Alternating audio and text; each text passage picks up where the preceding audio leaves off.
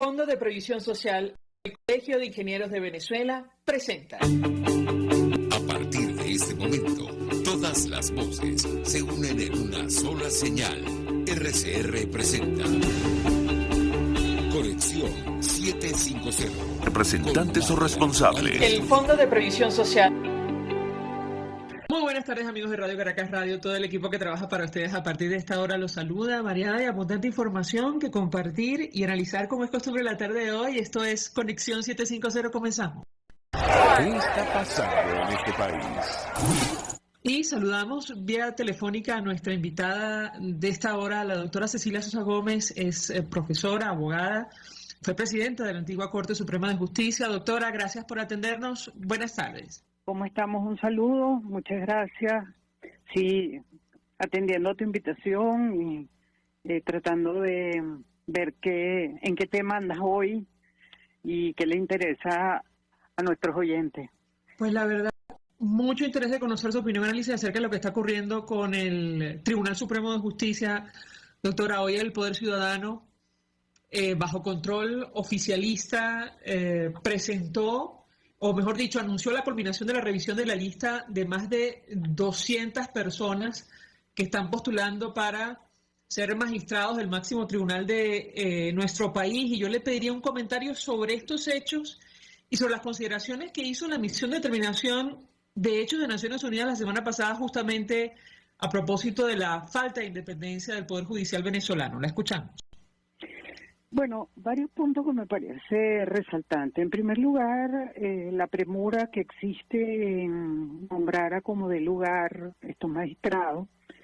Lo digo porque la misma persona que está a cargo como presidente del Consejo Moral Republicano, el señor Contralor, ha dicho que que recibieron este material el 15 de este mismo mes y ya ellos examinaron todas las credenciales de estos aspirantes y la verdad es que todo pareciera indicar que los aspirantes están ya previamente seleccionados, porque es verdaderamente deben sentirse muy, muy mal todos los que están aspirando en que sus currículos y su trayectoria pues haya sido tan rápidamente, dejado de lado, porque nadie puede creer que lo hayan hecho en este tiempo récord.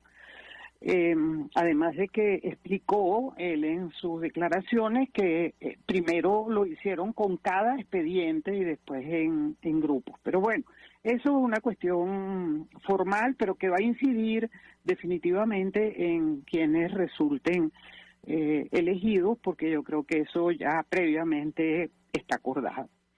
Pero más allá de eso, a mí lo que me parece más importante es que tenemos una Asamblea Nacional, vamos a llamarlo así,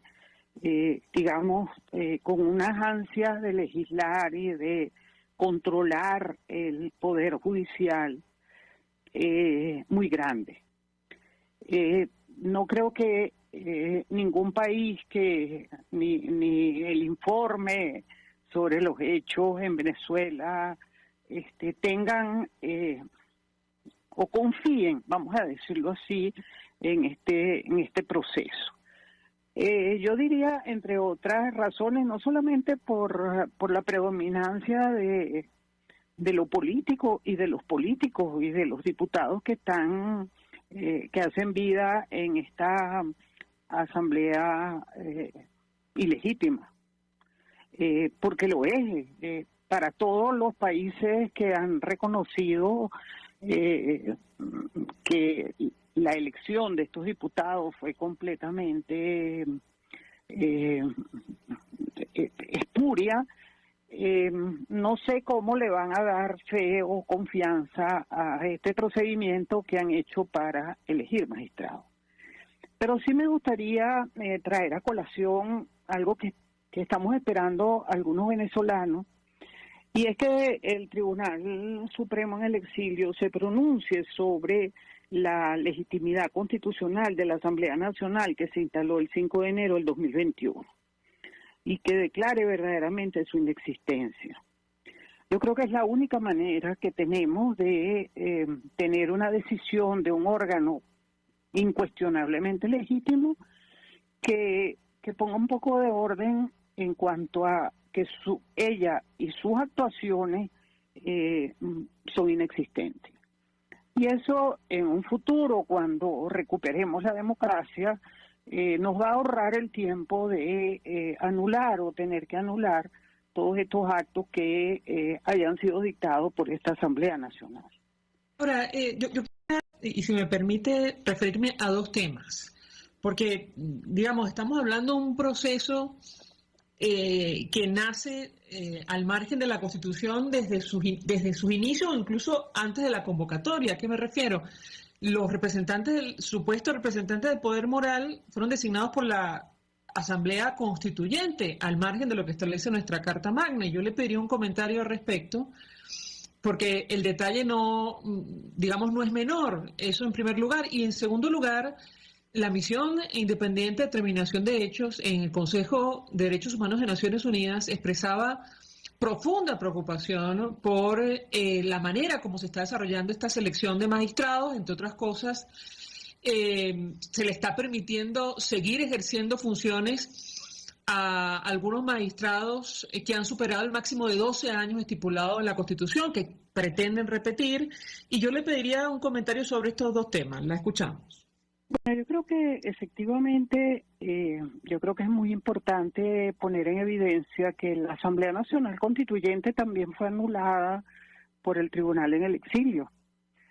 Por cierto, quienes intentaron esa acción fue María Corina Machado, Antonio Ledesma y Diego Arria.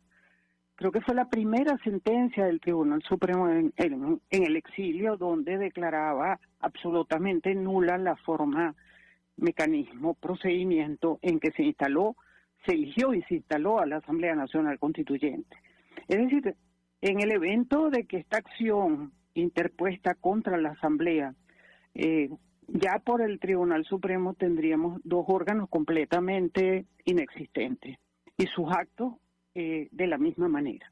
De manera que este poder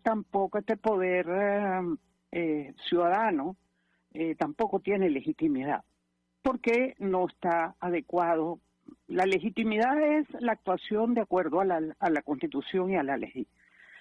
Entonces, claro, los que nos están oyendo dirán, pero ¿qué hacemos con tanta ilegitimidad? Bueno, son organismos de facto, son organismos que están actuando, ciertamente, actúan, nombran, porque tienen un poder detrás que hace o permite que eso suceda, y por otra parte tenemos una oposición que guarda silencio frente a lo que dice el propio Tribunal Supremo de Justicia designado por la Asamblea del 2015, electa el 2015. Entonces, ¿cuál es el problema fundamental que tenemos? Primero, que no nos estamos ocupando de la institucionalidad, no nos estamos ocupando de eso. Y eso es lo que está destruido. Y eso es lo que admite y reconoce la misión de determinación de los hechos. Le está diciendo, aquí no hay independencia judicial. Y ahora menos. Imagínate, la educación de los jueces, o sea, la formación de los jueces, la tiene la Asamblea Nacional eligiendo al director de la Escuela de la Judicatura. Y el control de los jueces también lo tiene la Asamblea Nacional, porque designa a el que va a levantar o enjuiciar o procesar administrativa o judicialmente a los jueces del país. Entonces, ¿de qué estamos hablando? Estamos hablando de una institucionalidad que no existe, que sus actos no constituyen actos jurídicos. Entonces, también eso nos hace reflexionar a los abogados que dentro de nuestro legalismo no somos capaces de observar que estamos en la nada, que no tenemos nada. No tenemos Tribunal Supremo, aunque lo nombren. ¿Justicia para quién? No tenemos poder ciudadano. ¿Qué ha hecho el poder ciudadano? ¿Qué ha hecho? ¿Qué ha hecho el Contralor? ¿Qué pasa con la corrupción? Nada. Entonces, estamos en la nada. Estamos hablando de un tema, porque bueno, los órganos de facto están hablando de eso, y yo entiendo que el periodismo necesita hacer conocer qué está pasando, porque como también en la oposición no pasa nada, entonces bueno, no, ¿de qué otra cosa vamos a hablar? Pero realmente te digo que yo creo que si algo es importante es reconocer que todo lo que tenemos es espurio. Tenemos un presidente espurio, otro presidente legítimo, pero que no actúa como presidente. Desconoce las decisiones del tribunal legítimo, que le dijo: estás usurpando las funciones legislativas porque tú fuiste elegido, electo por el pueblo, designado presidente encargado. ¿Y qué estás haciendo? ¿Dónde están tus ministros? ¿Dónde está tu fuerza? No está en ninguna parte. Entonces, sí, no nos agotemos tratando de explicar lo que jurídicamente no existe. Si me permite, doctora, tenemos que hacer una pausa. Lamentablemente, aunque no jurídicamente, en la vida real sí existe. Se toman decisiones y afectan directamente a los ciudadanos. Tanto que, y le someto a su consideración el siguiente tema, desde la Asamblea Nacional de 2015, el primer vicepresidente Juan Pablo Guanipa aseguró que esta reforma del Tribunal Supremo intenta engañar a la Corte Penal Internacional. De hecho, la alta comisionada de Naciones Unidas para Derechos Humanos, Michelle Bachelet, hablaba de progresos alentadores mencionando esta reforma, con lo cual tiene consecuencias reales. Si me permite, al regreso de la pausa quisiera su comentario. Ya venimos. Sí. Usted está viendo Conexión 750 con María Alejandra Trujillo. Solo por RCR 750, porque lo bueno une. Puedes seguirnos en nuestras redes sociales. En Twitter, @RCR750, la radio que ve. Mensaje del ingeniero José Peraza, tesorero del FONPRES CIB. Estimado colega ingeniero arquitecto y profesional afín, el Colegio Ingeniero de Venezuela y el Fondo de Previsión Social, preocupado por la salud de tu familia, ha diseñado un sistema de salud integral que coloca a tu disposición y que contiene asistencia primaria de salud, ambulancia, hospitalización, cirugía, oftalmología, dermatología, fisioterapia, psicología, odontología, farmacia y funerario. Para mayor información, visítanos a nuestros portales cib.net.be, FONPRESCIB.net.be, Colegio de Ingenieros de Venezuela, construyendo el futuro. Mis amigos, una empresa comprometida y responsable con su personal es una empresa segura, y Produzca es la compañía pionera en Venezuela que ofrece la mayor cantidad de equipos de comprobada calidad para garantizar la seguridad integral de toda la nómina industrial de cualquier empresa. El catálogo de Produzca es inmenso, todo tipo de guantes, cascos, accesorios y productos varios de protección para tu personal. Conoce más de Produzca en www.produzca.com. Produzca, seguridad en tu empresa de los pies a la cabeza. Antes de empezar el día, entérese de lo que acontece en el país junto a Pedro García Otero en Titulares de la Mañana. De lunes a viernes a las 6:30 de la mañana. Acompáñelo y empiece su día bien informado. Titulares de la Mañana con Pedro García Otero. Solo por RCR 750 AM. Porque lo bueno une. Ante el agobio diario, siempre se agradece una pausa. De lunes a viernes, Verónica Oliveros te trae un cafecito para el alma en Sin Estrés, la revista radial de Radio Caracas Radio, con música, cultura, salud, emprendimiento, terapia, astrología y más. Cada tarde a las 3 nos ponemos en modo Sin Estrés por RCR, la radio que se ve. RCR 750 AM, porque lo bueno une. El poder de la comunicación en tus manos. Conexión 750 con María Alejandra Trujillo. Solo por RCR 750, la radio que se ve. Continuamos en Conexión 750 hablando acerca de la designación de magistrados del Tribunal Supremo de Justicia. Un proceso absolutamente cuestionado por todo lo que hemos comentado con nuestra invitada Cecilia Sosa Gómez. Y hay un elemento adicional que sometí a consideración de nuestra invitada, que tiene que ver con el impacto que esto puede tener o no para la investigación o sobre la investigación que adelanta la Corte Penal Internacional en nuestro país. Decía el primer vicepresidente de la Asamblea de 2015 que quieren engañar a este tribunal simulando reformas dentro del máximo tribunal en nuestro país. ¿Qué opina usted? La escuchamos. Bueno, mira, en primer lugar, al fiscal de la Corte Penal Internacional no lo va a engañar nadie, porque el solo hecho de llevar una secuencia, como han ocurrido esa reforma, como están incorporados los magistrados que tienen 12 años y van a estar por 12 años más, que está prohibido constitucionalmente. En el fondo, me estás como obligando, y lo acepto, a razonar los vicios que tiene esta conducta de una Asamblea Nacional ilegítima, de un poder ciudadano ilegítimo, de un presidente de la República que es un usurpador. Eso lo sabe la Michelet, eso lo sabe la misma persona que han levantado la misión de la determinación de los hechos. Yo lo que he tratado de destacarte es que no nos basta, o ya basta, de siempre estar detrás de los actos de facto. Yo no digo que no se haga este levantamiento para poner en evidencia estas violaciones, pero el fiscal Khan no creo que sea factible que se pueda engañar. Lo que yo creo es que el poder sobre el Poder Judicial va a cambiar.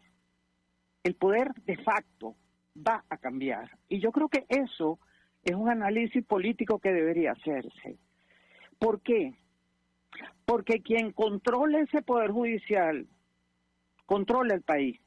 Ese Poder Judicial de facto que va a resolver esta asamblea ilegítima, que, dirige Jorge Rodríguez, muestra que el poder sobre el Poder Judicial se va a sentar sobre la Asamblea Nacional.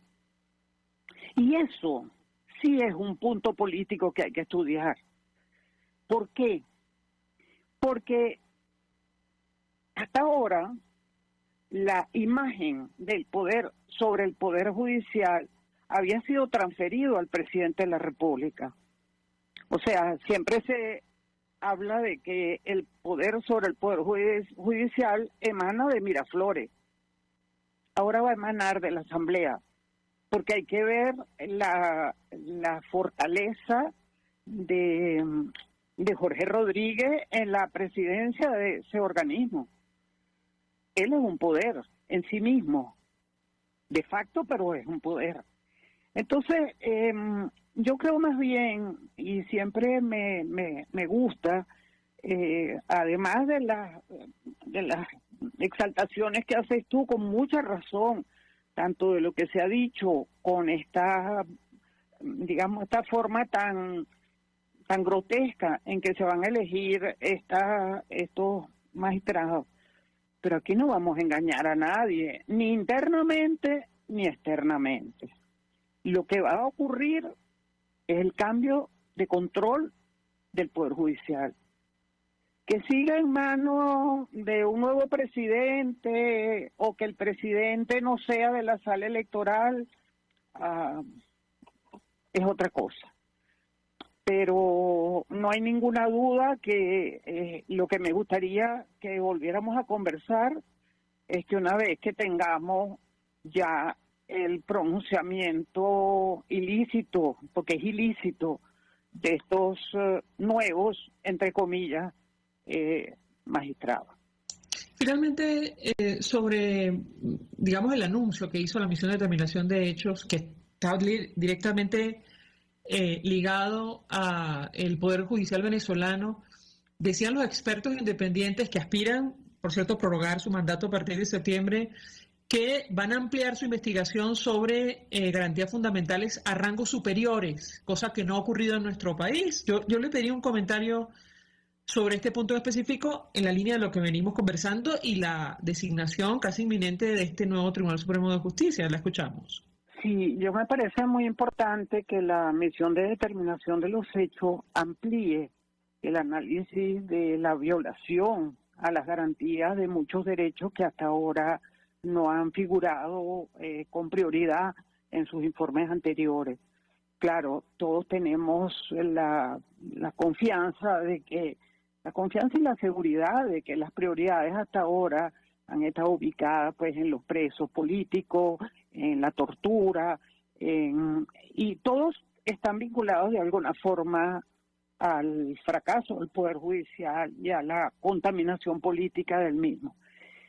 Ciertamente, incorporar la falta de garantía de otros derechos, como ya no solo los políticos, sino también los económicos, sociales y culturales, creo que será un avance importante en las fallas internas y la grave crisis que tienen las personas en educación, en trabajo, en alimentación, en salud.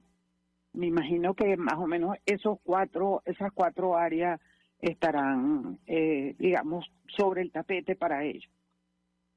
Y en relación o vinculando eso al tema de lo que sería el nuevo, entre comillas, Tribunal Supremo, le va a ser bastante difícil atacar la falta de políticas públicas del régimen. De manera que creo que cero mata cero. Me parece fantástico que amplíen sus análisis de la gran miseria y de la gran desesperación de la ciudadanía frente a una situación económica muy, muy vulnerable. De manera que no lo asocio tanto con los magistrados que van a ser designados, pero sí se va a notar que las acciones ante el Tribunal Supremo están tan deterioradas que las personas prefieren, no sé, buscar otros medios alternos para resolver sus problemas antes que ir al Tribunal Supremo. Doctora Gómez, 1 millón de gracias por atendernos, acompañarnos estos minutos, expresidente de la antigua Corte Suprema de Justicia, abogado, profesora universitaria, expresando opinión acerca del tema que nos ocupa en esta parte del programa, que tiene que ver con la designación de un nuevo Tribunal Supremo de Justicia, otra vez bajo control oficialista. Vamos a la pausa, al regreso venimos con más. Estás en sintonía de Conexión 750 con María Alejandra Trujillo, solo por RCR 750, porque lo bueno. Sintonícenos a través de Periscope, @RCR750, la radio que se ve. Mensaje del ingeniero José Peraza, tesorero del FONPRES CIB. Estimado colega ingeniero arquitecto y profesional afín, el Colegio de Ingenieros de Venezuela y el Fondo de Previsión Social, preocupado por la salud de tu familia, ha diseñado un sistema de salud integral que coloca a tu disposición y que contiene asistencia primaria de salud, ambulancia, hospitalización, cirugía, oftalmología, dermatología, fisioterapia, psicología, odontología, farmacia y funeraria. Para mayor información, visítanos a nuestros portales cib.net.be, FONPRESCIB.net.be, Colegio de Ingenieros de Venezuela, construyendo el futuro. En Global Therap seguimos comprometidos con tu rehabilitación física, te ayudamos a recuperarte de tu postoperatorio y en el alivio del dolor. Búscanos en el Centro Comercial Multiplaza Paraíso Nivel Empresarial 2 a través de Twitter e Instagram o llámanos al 0412-256-1104. Y no olvides lavarte las manos con agua y jabón y cumplir con el distanciamiento social. Global Therap y despídete del dolor. Un espacio que analiza y debate la coyuntura política, económica y social de nuestro país. Acompañe cada mañana a la periodista María Alejandra Trujillo en Palabras Más, Palabras Más, Palabras Menos. Palabras Más, Palabras Menos. Informes, entrevistas, análisis y discusiones sobre los temas de actualidad. Es lo que más se puede lograr, es lo de siempre. Palabras Más, Palabras Menos. De lunes a viernes, de 7 a 8 de la mañana, por RCR 750 AM.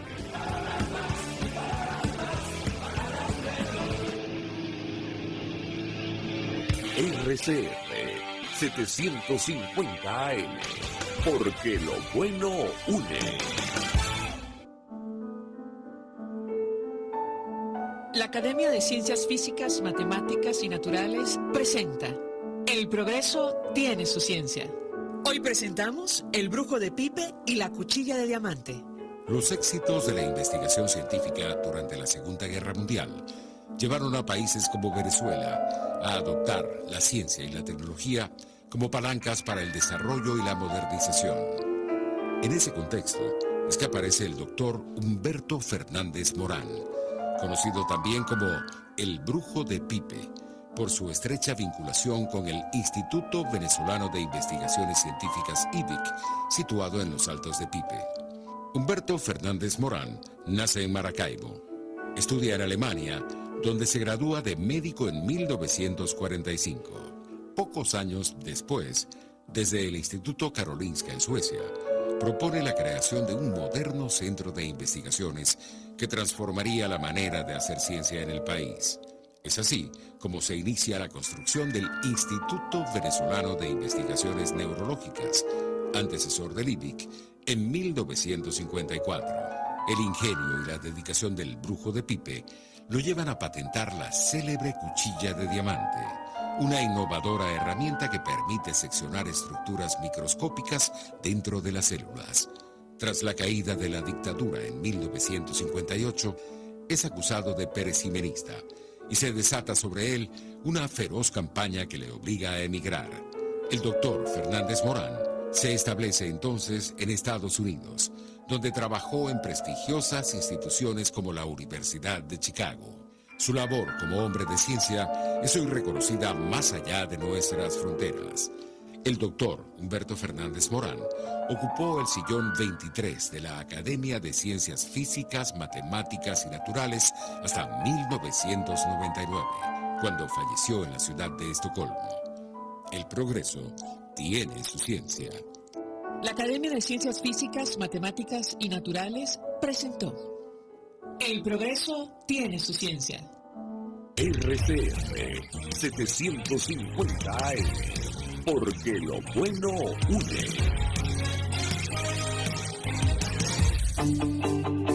María Alejandra Trujillo te acompaña en Conexión 750. Solo en RCR 750. La radio que se... Radio Raspado. Continuamos, amigos, en Conexión 750 y en esta parte del programa hablamos acerca de la guerra en Ucrania, el impacto que esto tiene para el mundo y puede tener para Venezuela. Nos acompaña el profesor Félix Gerardo Arellano, internacionalista. Como siempre, gracias por atendernos. Muy buenas tardes. Un cordial saludo para ti, tu equipo y la audiencia. Profesor, mucho interés de conocer su opinión acerca del desarrollo de los últimos acontecimientos. No solo lo que está ocurriendo en Ucrania, la destrucción de ese país, las consecuencias, las acusaciones de un posible genocidio contra el presidente ruso. También me gustaría su comentario acerca de lo que podemos esperar de esta cumbre de la OTAN a la que asiste el propio presidente de los Estados Unidos, Joe Biden. Lo escuchamos. En el caso de la invasión rusa, todo pareciera indicar que una vez más Putin vuelve a sus raíces históricas. Me explico. Si uno ve la historia rusa, encuentra que para enfrentar a Napoleón Bonaparte, realizaron la técnica de tierra arrasada, destruían pueblos para vencer al invasor. Luego volvieron a repetir esa práctica frente a Hitler.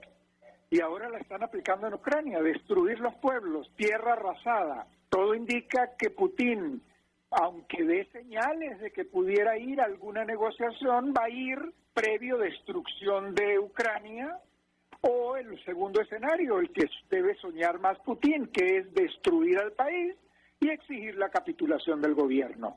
No parece fácil, no ha resultado sencillo, no ha resultado la célebre historia de las intervenciones quirúrgicas que no existen, y aquí se está demostrando una vez más que no existen.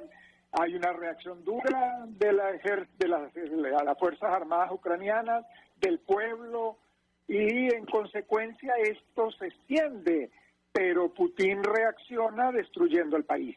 La reunión de la OTAN, bueno, yo no tengo muchas expectativas de la reunión de la OTAN, no pueden decir más de lo que ya han dicho, porque decir algo más provocador es poder llevar el conflicto a situaciones impredecibles. Ya el propio presidente Zelensky ha entendido que la neutralidad es un camino que puede llevar a la paz. El detalle es que Putin pide mucho más que la neutralidad, ¿no? Pide prácticamente desmembrar el territorio. Y lo poco que quede bajo neutralidad. Que la OTAN, creo que la OTAN lo que sí se va a ver obligada es a reforzar el apoyo a potenciales futuras invasiones que uno ya no puede descartar, porque en la medida que los tanques están en Ucrania y están en Bielorrusia, pues están muy cerca de Estonia, Letonia, Lituania, Polonia, Rumania, y todos ellos son miembros de la OTAN. Y ahí sí no puede la OTAN decir, como no son miembros, no los puedo defender. No, son miembros y van a recurrir al artículo 4 del tratado del apoyo más colectivo en caso de amenaza o de invasión. Yo veo que es una cumbre que le demuestra al mundo, sobre todo le demuestra a Putin el fracaso de sus objetivos, porque la idea de debilitar a Occidente, debilitar a la OTAN, que estaba débil, ha resultado todo lo contrario. Entonces una institución que no tenía mayor norte, mayor horizonte hace 2 años atrás, ahora es un epicentro de la política mundial. El diálogo transatlántico fluye, las acciones se están realizando de manera coordinada. Entonces Putin va perdiendo y perdiendo objetivos, pero en el interín sigue en la línea de destruir a Ucrania. Bueno, varios temas, profesor. Sí. Todo parece indicar, a la luz de lo que ha trascendido a los medios de comunicación, que va a continuar la presión, y de esta cumbre entre la OTAN, los países de la Unión Europea y el G7, en torno a la invasión de Ucrania, seguramente habrá otras medidas. Yo le pediría un comentario acerca de este tema, el impacto que esto ha tenido, los mensajes que buscan, justamente bloquear a Rusia o debilitarlo para que cese con la guerra en Ucrania, eso en primer lugar. Y en segundo lugar, seguramente habrá leído usted algunos artículos. El Washington Post recientemente publicó uno de ellos hablando de los temores que puede tener o no Putin internamente, producto justamente de las acciones de Occidente. En un artículo de Washington Post decían, Putin no debe temer a los oligarcas, pero sí seguramente a sus colegas espías. ¿Qué piensa usted sobre estos 2 puntos en específico? Lo escuchamos.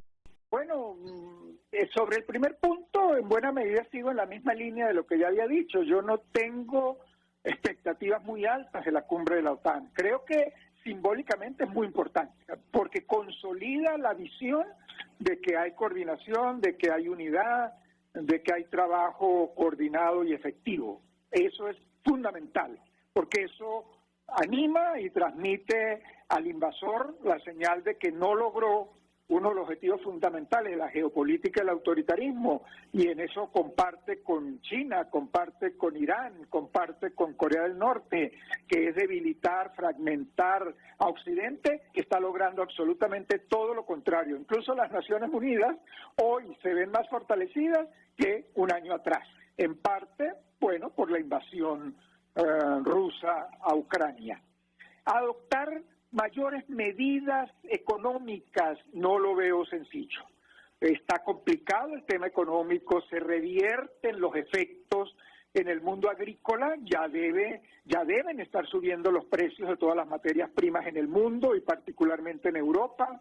El tema de los alimentos, los fertilizantes rusos, Ucrania como granero de Europa, América Latina no la puede sustituir con facilidad.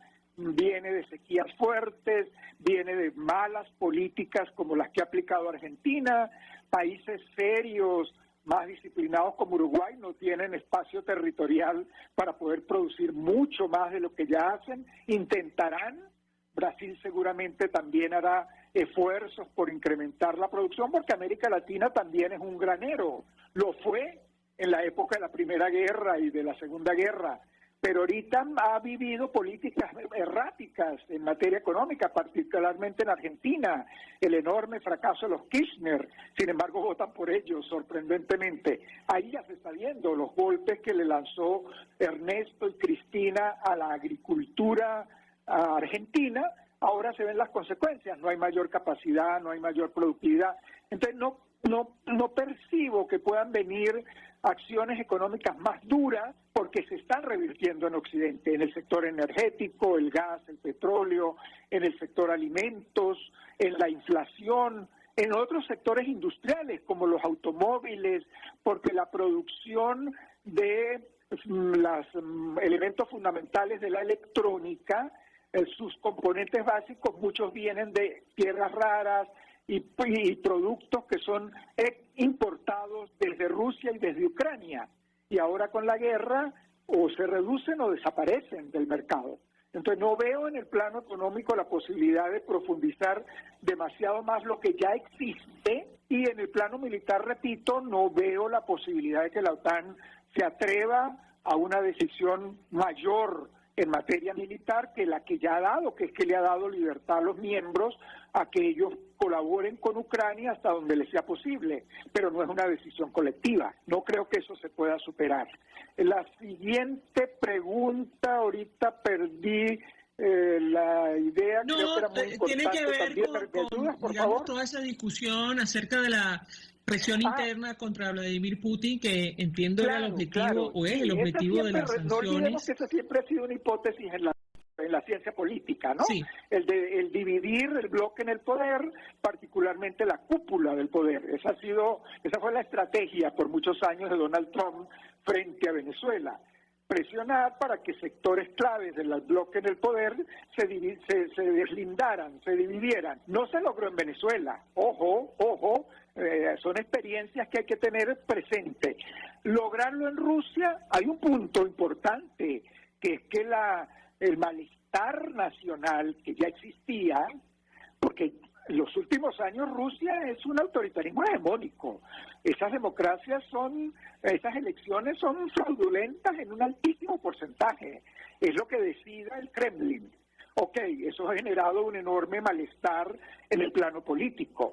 A ese malestar, líderes detenidos, líderes desaparecidos, persecución a los medios, represión, ahora se le suma el malestar económico, que no era grave, porque Rusia estaba relativamente boyante en materia económica gracias a Occidente, gracias a Londres, gracias al comercio con la Unión Europea, gracias a Alemania.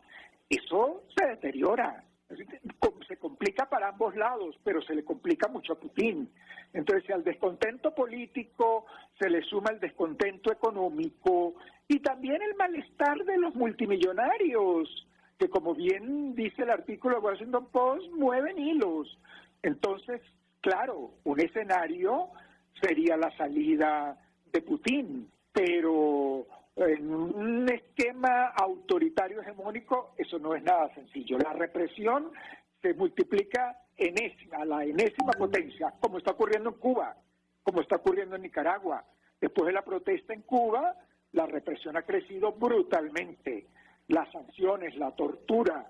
Bueno, en eso está Rusia, en eso está Putin, sosteniéndose con tanques y con represión y sangre. Esas son las consecuencias del grave error que ha cometido.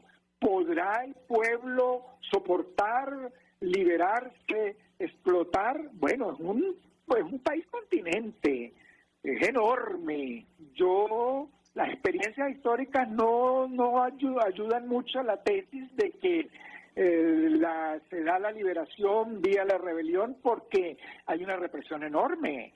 En eso se han especializado los autoritarismos y los totalitarismos. Veamos Corea del Norte, veamos Cuba, veamos China, y allí va entrando obviamente Putin. Entonces, claro que se le complicó. En la medida que todas las variables se complican, pudiera haber presión e incentivos para negociar. Profesor, una pausa para publicidad. Al regreso quisiera referirme al papel de China en esta situación, en este conflicto. El presidente de los Estados Unidos, Joe Biden, le advirtió a su par Xi Jinping de las consecuencias de que China ayude a Rusia en su brutal ataque a Ucrania. Yo le pediría un comentario sobre este tema y el impacto para América Latina, para Venezuela. El tema ya es motivo de discusión en medio de la campaña electoral a las presidenciales en Colombia, por ejemplo. Al regreso de la pausa quisiera su comentario. Ya venimos. ¿Cómo no? Conexión 750. Solo por RCR 750. La radio que se ve. Puedes seguirnos en nuestras redes sociales. En Twitter, @RCR750. La radio que se ve. Mensaje del ingeniero José Peraza, tesorero del FONPRES CIB. Estimado colega ingeniero arquitecto y profesional afín, el Colegio de Ingenieros de Venezuela y el Fondo de Previsión Social, preocupado por la salud de tu familia, ha diseñado un sistema de salud integral que coloca a tu disposición y que contiene asistencia primaria de salud, ambulancia, hospitalización, cirugía, oftalmología, dermatología, fisioterapia, psicología, odontología, farmacia y funerario. Para mayor información, visítanos a nuestros portales cib.net.be, fonprescib.net.be, Colegio de Ingenieros de Venezuela, construyendo el futuro. Amigos, nace un nuevo concepto de farmacia en Venezuela. Farmacia CVS y más. Todo lo demás. En Farmacia CVS, en español CVS, lo consigues todo en un solo lugar. Salud, belleza, hogar y comida. Un nuevo concepto en todo para un nuevo concepto de vida. Farmacia CVS y más está en el CCCT nivel C1, frente a Beco y al lado del Banco Mercantil. En Instagram, FarmaCVS, Farmacia CVS y más. Todo lo demás. Desde los sectores populares del país se escucha una clara señal. Es el radar de los barrios. Evelyn Martínez y la red de ciudadanos le invitan a identificar amenazas, ubicar soluciones y hacer seguimiento eficiente a las problemáticas de cada sector. Un espacio contra la polarización donde se construye de abajo hacia arriba y de adentro hacia afuera. El radar de los barrios, de lunes a viernes, a partir de las 10 de la mañana, solo por RCR 750 AM.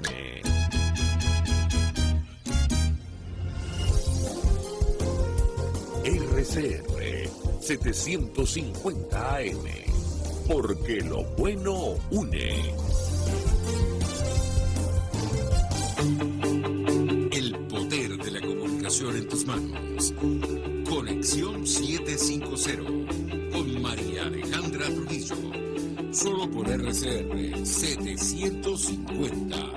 La radio que se ve. Continuamos, amigos, en Conexión 750, hablando acerca de la guerra en Ucrania. Nos acompaña el profesor Félix Gerardo Arellano. Yo le he dejado un par de inquietudes, profesor. En su opinión, ¿cuál puede ser el papel de China en esta guerra, en este conflicto, luego de la conversación que sostuvieron los presidentes de Estados Unidos y el propio presidente chino sobre este tema? Eso en primer lugar. En segundo lugar, le dejaba una inquietud acerca del impacto de este conflicto para América Latina, para Venezuela, lo hemos hablado, es motivo de discusión de cara a las elecciones en Colombia. Por ejemplo, ¿qué puede decirnos? Lo escuchamos. Bueno, muy complejas las preguntas. Sobre la primera, mira, yo creo que el papel de China es muy importante, muy importante. Y China está demostrando su habilidad en el juego. China no da apoyos mecánicos, grandes discursos llenos de No. China no cae en esas farsas manipuladoras. Es obviamente una manipulación mucho más sofisticada, mucho más hábil. No discursitos de plazas públicas. De hecho, se abstuvo en la resolución de Naciones Unidas. Esta resolución creo que es una de las más históricas de las Naciones Unidas. Eso que decimos que no sirve para nada, pero que la utilizamos cada vez que la necesitamos, ¿no? Entonces ahí está esa posición de China. Ahora, yo supongo que por razones de política interna y de sus asesores, Biden está usando esta estrategia con China que yo no comparto. Yo no comparto dirigirse a China insultándolo primero. Entonces esta insultadera china, pues la aleja más. China no es una maravilla, China es realmente la potencia más hegemónica, pero en este conflicto, y pensando en el pueblo de Ucrania, es fundamental trabajar con China. Eso lo puede hacer con más flexibilidad Europa, que no obstante ha definido a China como la competencia sistémica, se maneja con más flexibilidad, descalifica menos. Esta descalificación yo entiendo que las cancillerías lo dejan a un lado porque eso es, pero está demasiado insistente, entonces eso le hace más difícil a la cúpula china establecer comunicaciones con la Casa Blanca, porque cada rato hay una descalificación tras otra descalificación. Yo creo que China es clave. China está feliz con la debilidad de Occidente, pero no se está logrando. Al contrario, entonces ya China debe estar diciendo, mire, Putin lo que está es enredándonos todo, porque no se está logrando la debilidad de Occidente, no se está logrando la debilidad del orden liberal, y adicionalmente se le está complicando a China su proyecto económico, la ruta de la seda, donde Ucrania era una pieza importante, tanto en insumos para el proceso industrial y productivo chino, como socio comercial. Entonces Rusia ni está ayudando a la destrucción de Occidente porque paradójicamente lo está fortaleciendo, ni le está ayudando a China en el proyecto económico. De tal manera que creo que es importante hablar con Rusia. El único apoyo financiero sólido que puede tener Rusia es China. Y China no ha dicho, aquí estoy, se abstuvo en la resolución y nunca ha firmado un texto que hable de invasión. Ha rechazado la OTAN, ha cuestionado la OTAN, pero nunca firmó una declaración con Rusia donde la felicite por estar invadiendo países vecinos. En el caso de América Latina, bueno, el tema económico es uno de los que primero se lee, ¿no? Porque América Latina es productora y exportadora de materias primas y esas van a subir. Ahorita va a venir un nuevo boom de precios de materias primas que va a beneficiar sobre todo a los países del sur, a los países de Mercosur, a Chile, porque son países agrícolas y mineros muy importantes, producen commodities, materias primas. Políticamente, América Latina, a excepción de Brasil y de Venezuela, han jugado más equilibradamente en este tema. No han asumido posiciones radicales. Nombré a Brasil porque la visita de Bolsonaro a Moscú fue un error político enorme. Es parte de la larga lista de errores políticos de Bolsonaro que van a repercutir en las elecciones próximas en Brasil. Pero si vemos el resto de los países latinoamericanos, Argentina también son las contradicciones propias de Alberto Fernández, ¿no? Que en la mañana dice una cosa y en la tarde dice otra. Pero si vemos Boric en Chile, ha tenido una actitud coherente en contra de esta invasión, el resto de países del Mercosur, buena parte de los países del Caribe, incluso. Entonces yo creo que políticamente de nuevo está ayudando a que los países occidentales y sobre todo democráticos entiendan que hay que trabajar con prudencia y fortalecer los valores liberales. No quiero dejar por fuera Colombia, profesor, porque está íntimamente ligado al destino de nuestro país. Recientemente en un debate, los candidatos con mayor probabilidad, según las encuestas, me refiero a Gustavo Petro y Fico Gutiérrez expresaban opinión a regañadientes. El primero decía por primera vez que estaba en contra de cualquier invasión. El segundo se deslindaba evidentemente de esta situación y asumía, digamos, un poco la línea que ha mantenido el gobierno colombiano, que es observador de la OTAN. Yo le pediría un comentario sobre este punto en específico, tomando en cuenta lo que arrojan, insisto, las encuestas a estas alturas de cara a la primera vuelta presidencial. El candidato Fico Gutiérrez se acerca luego de el proceso interno interpartidista. ¿Qué puede decirnos? Lo escuchamos. Bueno, voy a ir fundamentalmente a eso, porque el tema internacional ya sabemos que en Colombia, y repito, en América Latina, la gran mayoría han sido prudentes y han sido críticos también. De tal manera que creo que el tema electoral colombiano es muy importante para América Latina y para Venezuela en particular.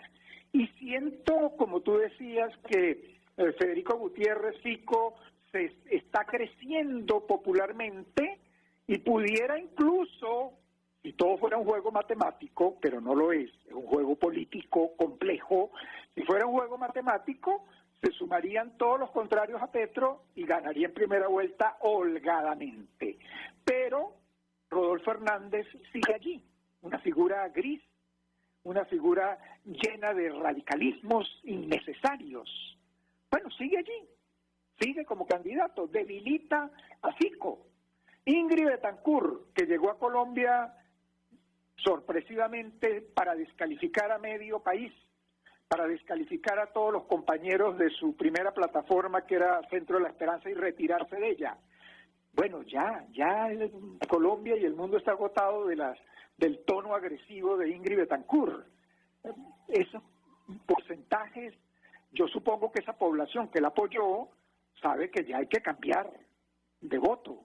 Entonces, si hubiera movimiento, el más delicado obviamente es Fajardo y el Centro Esperanza, porque ellos juegan a centro. Y ellos, si estuviera Fajardo en esta conversación, diría, bueno, realmente la opción soy yo. El que debería retirarse es Fico. Porque siguen identificando a Fico con el sector de derecha más radical. Eso lo tiene que mover Federico Gutiérrez.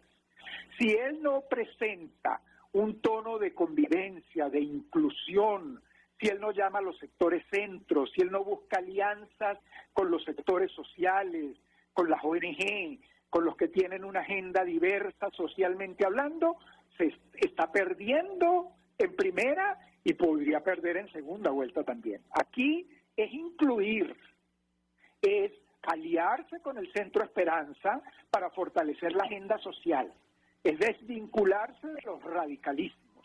Por eso ni Ingrid ni Rodolfo ayudan, ellos restan. Aquí hay que buscar es quien sume, no quien reste. Y lo lógico de estos candidatos es retirarse, pero ahí es donde vemos las soberbias y las agendas personales, que en Venezuela conocemos enormemente de esa situación.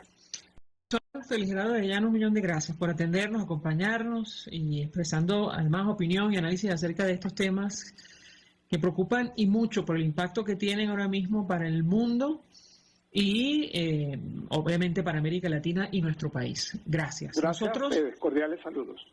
Saludos. Nos despedimos y lo hacemos a nombre de Jaime Estares en la Dirección General de la Estación, en la gerencia de producción Willy Charcaya, en la producción Jay Pacheco, en los controles Víctor Mejías, quien tuvo el placer de acompañarles, y Alejandra Trujillo.